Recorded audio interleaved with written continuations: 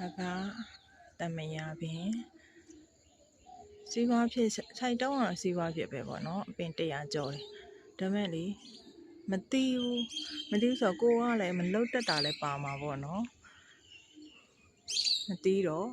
ဘူးခုတ်လိုက်တာနေငါအပင်20လောက်ပဲရှိရောတယ်အပင်20ကမှအခုဆိုရင်6ပင်လောက်ပဲတီးတယ်ပေါ့နော်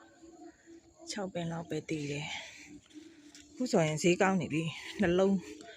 400 500ပေါ့နော်ဖောက်တယ်တွင်းတော့အဲ့လိုတွင်းရတယ်ဒါပေမဲ့သေးတယ်လေသေးသေးတယ်ဒါအနီးကပ်ရိုက်လို့ပေါ့နော်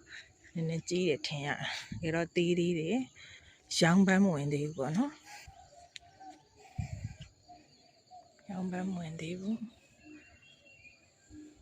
သေးတယ်တော့ခဲနေတာပဲ